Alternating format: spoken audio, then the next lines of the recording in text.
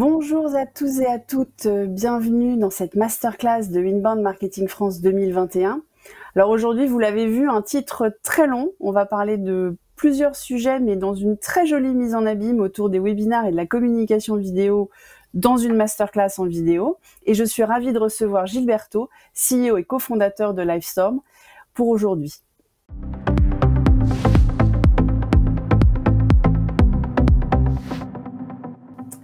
Bonjour Gilles. Bonjour. Alors, avant qu'on entre dans le vif du sujet, je vais déjà vous demander de me présenter Livestorm, l'entreprise. Oui, bien sûr. Alors, Livestorm, c'est une solution de communication vidéo sur laquelle vous allez pouvoir faire en fait des meetings ou des webinars de 10 à 3000 personnes, et ce entièrement depuis votre navigateur. Donc, ça peut être un navigateur web comme ça peut être un navigateur mobile.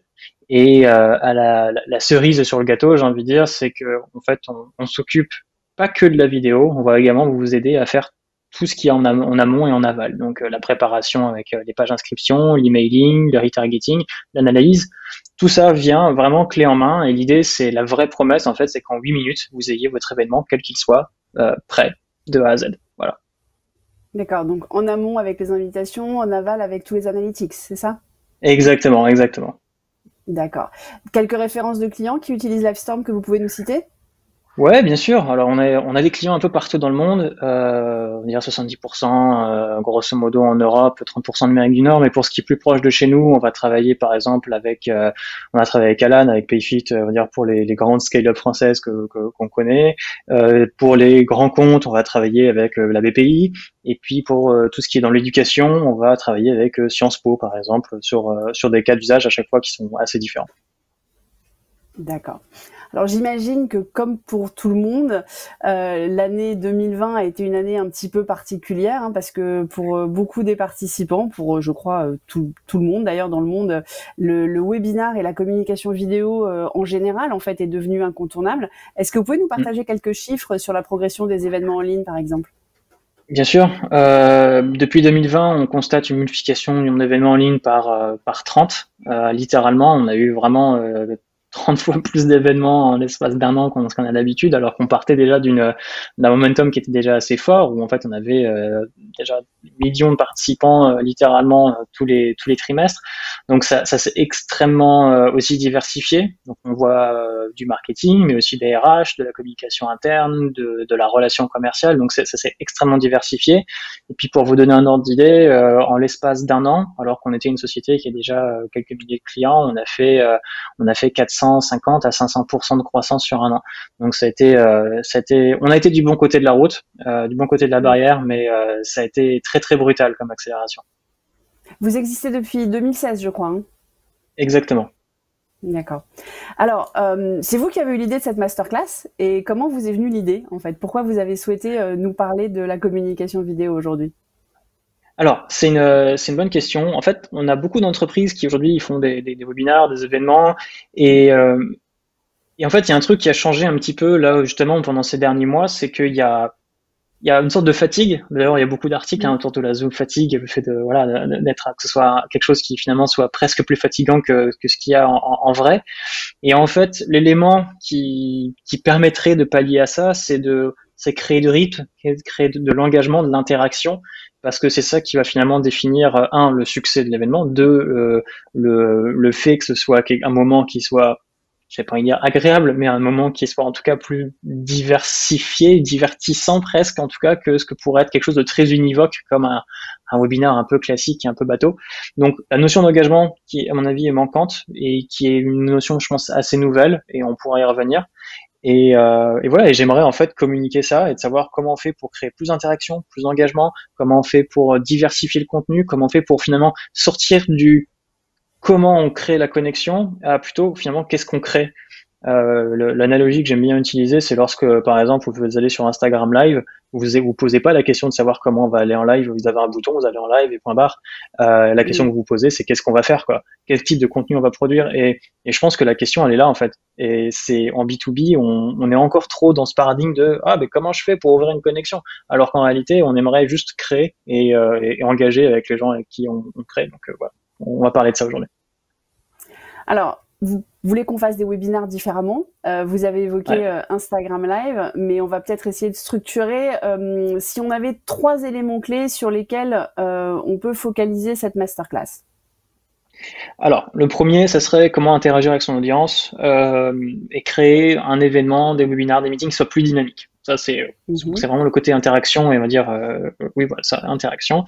Le deuxième pilier, ça serait comment créer une conversation, comment créer un dialogue, que ce soit pas quelque chose, comme je disais, qui soit unique, mais qui soit vraiment dans les deux sens avec l'audience et ce, avec des outils très simples. Et le troisième truc, ça serait de finalement, en fait, quand on réfléchit un petit peu, l'événement en lui-même, c'est 20% du job, mais en fait, il y a tout un tas de trucs qui se passent en amont. Et comment on fait une promotion et en aval, comment on fait une promotion en amont et comment on fait un suivi en aval pour attirer un maximum de participants et comment transformer ces participants en lead, en prospects qualifiés, parce qu'encore une fois, on est à Inbound Marketing France, on parle de marketing et donc de lead. Absolument, je pense que là, tout le monde va du coup rester avec nous pour arriver à cette conversion en prospect qualifié, mais on va quand même s'arrêter sur le premier élément, comment interagir avec son audience donc et créer des événements plus dynamiques. Alors, comment interagir avec son audience? Alors, il y a un premier paradigme sur lequel, à mon avis, il faut essayer de commencer à sortir, c'est que le bon vieux screen sharing webcam, c'est sympa, mais finalement, c'est peut-être pas méga dynamique. Première chose, c'est de se dire, ok, il y a peut-être des meilleures façons de présenter, ne serait-ce que de pouvoir changer son contenu en cours de route, se dire, bah ok, je vais présenter mes slides, mais je vais passer à une vidéo, je vais faire venir quelqu'un sur scène, je vais balancer un sondage ou un quiz. Tout ça sont des éléments qui vont permettre de rendre le truc plus dynamique et je vais avoir aussi plus de répondants. Quand vous assistez à quelque chose où on vous passe des slides pendant juste 45 minutes, il faut pas s'étonner si vous avez 50% de drop si vous avez 90% de drop à 50% de l'événement. Donc je pense qu'il faut premièrement diversifier le contenu et essayer d'être créatif sur comment on fait pour créer des moments forts pendant tout l'événement. Et typiquement, faire monter quelqu'un sur scène pour participer, c'est un très bon moment fort dans cet événement-là. D'accord. Ensuite, vous avez parlé du dialogue avec les participants aussi, au-delà de juste rythmer et rendre les choses plus dynamiques, vraiment créer une interaction, enrichir le dialogue avec l'audience. Comment on fait? Alors, typiquement, il y a un truc que moi je faisais beaucoup pendant les démos que je faisais, parce que j'ai fait littéralement pendant les 4 premières années de la vie de Livestorm, je faisais les démos, webinars tous les jeudis que Dieu fait à 17h, et même plus parce que du coup il y avait les autres time zones. Un truc que je faisais toujours en permanence lorsqu'on démarrait, et en fait c'est un peu comme dans la vie, quoi. Le premier pas, c'est toujours le plus difficile. Et donc, quand vous arrivez sur l'événement, vous le démarrez, les gens sont là. En général, personne ne move, personne ne parle. Et ce qui est intéressant, c'est de dire, bah, ok, d'où est-ce que vous nous contactez? D'où est-ce que vous assistez à cet événement? Et en fait, tout le monde va envoyer, ah, bah, moi, je suis à Chicago, moi, je suis en Australie, moi, je suis à Paris, moi, je suis à Lyon. Et en fait, c'est bête, mais ça remplit le chat, ça remplit l'interaction, et tout d'un coup, c'est quelque chose qui est beaucoup plus vivant, où il y a beaucoup plus de bruit, et on est plus enclin à réagir à ce qui est en train de se dire. Donc ça, c'est une première chose très bête, mais juste briser la glace en amont. Le deuxième truc, c'est de faire participer en posant des questions. Les questions, elles ne sont pas censées venir que de l'auditeur, elles sont censées venir aussi de la personne. Donc typiquement, moi, ce que je faisais, c'est évidemment, je peux envoyer un sondage, donc ça, il n'y a aucun problème, j'envoie un sondage, je peux répondre, et ensuite rebondir sur le résultat du sondage, parce qu'il faut qu'il y ait un petit peu, c'est pavlovien presque, hein, je vous envoie un sondage, si vous voulez y répondre, bah, moi, je vais rebondir dessus, donc ça vous encourage ensuite à continuer à répondre. Et un truc qui peut être intéressant aussi, c'est de se dire, ok, je vais vous poser une question. Si c'est oui, vous m'envoyez 1, ou si c'est non, vous m'envoyez 0 dans le chat. Et encore une fois, l'idée, c'est vraiment de créer du bruit dans le chat, de créer du bruit dans la room pour que ça crée une émulation collective. Mais voilà, à la fin de la journée, le truc important, c'est de vous, en tant qu'animateur, donner la parole, quoi. Vraiment poser la question aux gens qui sont là. Même si c'est une question toute simple. Votre objectif, c'est de créer du bruit pour créer de la conversation. C'est ça. D'accord. Je pense que vous avez été copié sur l'histoire d'où vous assistez à ce webinaire, parce que j'ai eu la question posée sur un paquet de webinaires auxquels j'ai assisté dans les 15 derniers mois. Alors le dernier. J'avais un client qui faisait un truc. Oui. Excusez-moi, je vous coupe la parole. En fait, j'avais un client qui avait fait un truc extrêmement marrant. En fait, non, 2 clients. J'ai 2 histoires rigolotes. La première, c'est j'ai un client qui commençait tous ses webinaires en ayant son chien sur les genoux. C'est très bête, mais alors je dis pas qu'il faut faire ça tout le fois, hein, mais c'est très con. Mais en vrai, ça forcément, vous avez les gens qui allaient réagir à ça, et forcément, ça allait créer des réactions, et ça allait créer un vrai dialogue, et c'est un vrai brise-glace.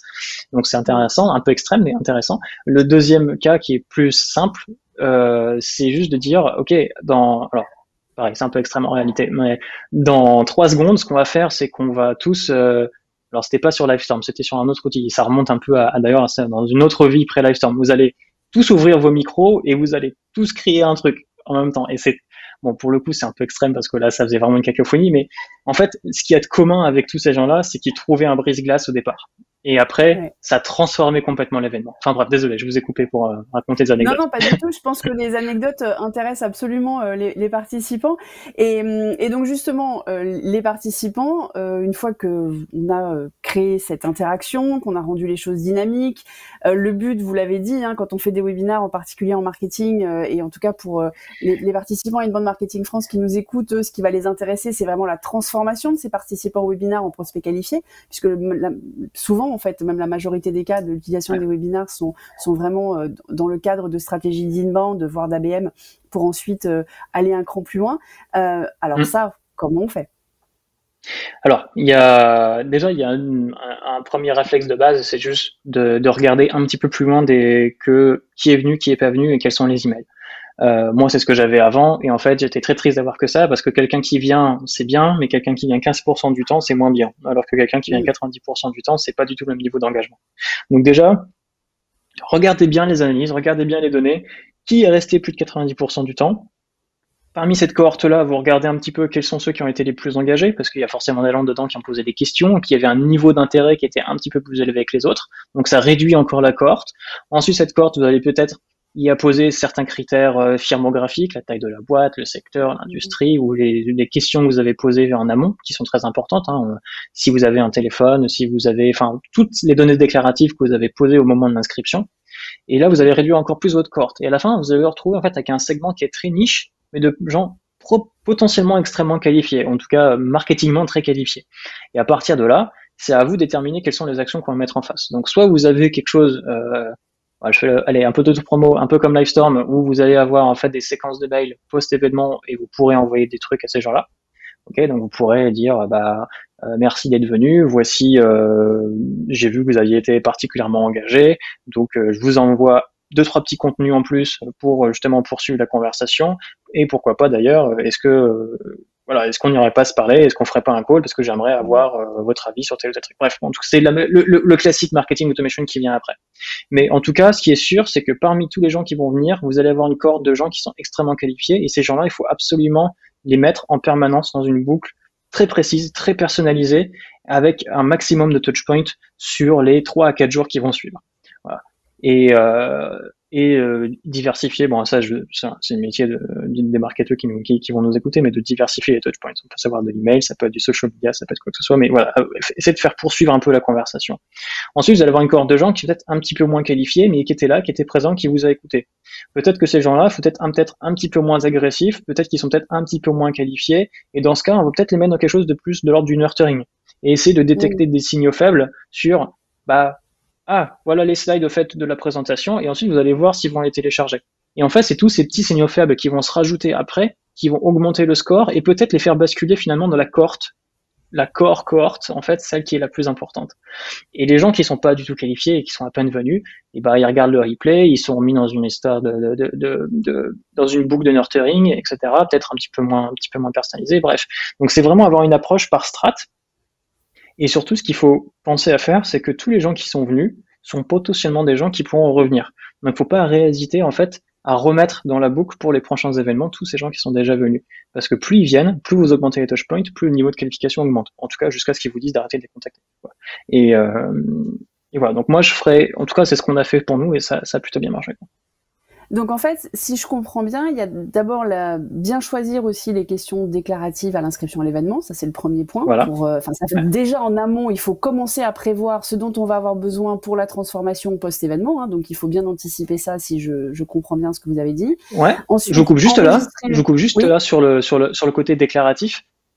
C'est souvent un trade-off, c'est vraiment comme en design, quoi. On va avoir des données qui sont extrêmement importantes et qu'on n'aura pas forcément la possibilité d'avoir en aval. C'est-à-dire que, par exemple, le téléphone, c'est très compliqué de l'avoir en aval. Il y a très peu d'API, nous on va pas aller les chercher, enfin de quelle manière, enfin c'est compliqué. Donc ça peut être le genre de question qu'on peut mettre sur du déclaratif, potentiellement en optionnel, mais le fait est que si la personne, si c'est un champ qui est optionnel, qu'elle remplit le champ déclaratif avec le téléphone, il y a quand même très forte chance que cette personne soit très qualifiée. Mais en fait, ce qu'il faut mettre, c'est un minimum de champs, parce que je vois souvent des formes d'enregistrement, un webinaire où vous avez genre 36 questions et finalement les gens se plaignent derrière qu'ils n'ont pas d'inscrits, mais en même temps c'est à peu près normal. Donc réduire au maximum et se concentrer sur les questions les plus clés et qu'on n'aura pas autrement. Une fois qu'on a ça, on peut passer ensuite à ce qui est l'ordre du behavioral à l'intérieur de l'événement. Désolé, je vous ai encore coupé. Non, non, je vous en prie, c'est très intéressant. Donc effectivement, bien choisir la data qu'on veut récolter en amont de façon à ce que ce soit celle qu'on ne pourrait pas entre guillemets récolter autrement, mais vraiment qu'on va l'utiliser et pas faire des formulaires à rallonge. Ensuite, évidemment, un outil qui permet la collecte de données en temps réel de comportement. Vous l'avez dit en anglais, donc je le traduis, la behavioral data. Donc tout ce qui va être les données comportementales. Donc ça va être le temps où ils vont rester, ça va être la participation au chat, j'imagine. Est-ce qu'ils ont répondu ou pas au sondage quand il y a des sondages. Enfin, ça va être tous ces sujets-là de comportement pendant l'événement, et donc là, à partir de là, ensuite appliquer des principes de personnalisation et de scénario en fait, comme on peut le faire en inbound, en marketing, même en marketing relationnel. On peut aussi avoir un webinaire sur ses clients en usage, ça peut aussi aller au-delà de l'inbound, et pour ensuite appliquer des scénarios marketing en marketing automation, et puis bien avoir ce qu'il faut pour bien faire passer les gens d'une cohorte à une autre selon les différents comportements qu'ils vont avoir lors de ces scénarios. Est-ce que j'ai bien résumé vos conseils? C'est extrêmement bien résumé, et dans nos rêves les plus fous chez Lifetime, ce qu'on aimerait vraiment, c'est de se dire que on compile tout ça selon vos critères, les critères notre tambouille interne, plus le behavioral, les données comportementales, je vais y arriver, voilà, et à la fin de la journée, vous donnez en fait un score qui sera un peu comme du lead scoring, mais qui sera une sorte de vidéo engagement score, on va dire, qui va vous dire, en fait, tous les gens qui sont venus ont un score d'engagement de temps, et on va en fait vous prémâcher le travail. Mais ça, en fait, nous, c'est quelque chose qu'on peut faire niveau produit, mais en réalité, vous avez entièrement la donnée pour le faire. C'est-à-dire qu'aujourd'hui, vous pluguez sur les analytics avec vos données, vos machins, vous faites votre toute petite compilation sur HubSpot ou sur n'importe quel outil que vous utilisez, et vous essayez de sortir un score, quoi. Et en vrai, ça va vraiment vous aider derrière à créer ce système de cohorte, et limite, bon, désolé, je réfléchis en même temps que je vous parle, mais ce qui pourrait être intéressant, en fait, c'est d'avoir justement cette analyse qui soit vraiment poussée sur les active engage participantes, si je devais encore faire des anglicismes, mais sur les gens les plus engagés, et de voir comment ça se comporte dans le temps. Parce que finalement, plus vous avez des gens avec un score élevé qui viennent tous les mois, toutes les semaines, en fonction de la fréquence de vos webinaires, de vos événements, plus ça veut dire que votre contenu est pertinent, plus ça veut dire que, en fait, ce que vous êtes en train de faire marche. Parce que si vous avez un nombre qui grandit, mais qu'au final, la cohorte de gens qui est vraiment engagée est toujours un petit peu la même, ça veut dire que vous avez sûrement un problème de promotion ou de targeting de votre promotion, ou que vous faites pas forcément le bon contenu. Absolument. Et donc là, on a beaucoup parlé de conseils pour comment construire aussi bien l'amont que l'aval, que l'événement lui-même aussi, sur le dynamisme, le dialogue, les choses qui permettent de briser la glace, etc. Si on devait parler des erreurs ou des écueils que vous pourriez recommander d'éviter, parce que vous avez certainement plus d'expérience que nos participants. Alors, moi je dirais, il faut s'assurer qu'en fait, c'est avoir les bons outils. Alors c'est un peu large de répondre ça comme ça, mais ça veut dire que s'assurer que la plateforme, s'assurer ce que vous utilisez, et pas forcément Livestorm, je m'en fous un peu, c'est pas trop la question, mais savoir que ce que vous utilisez pour faire vos événements vous permettent en fait de sortir de ce carcan de on fait une présentation magistrale univoque et finalement un peu ennuyante, quoi.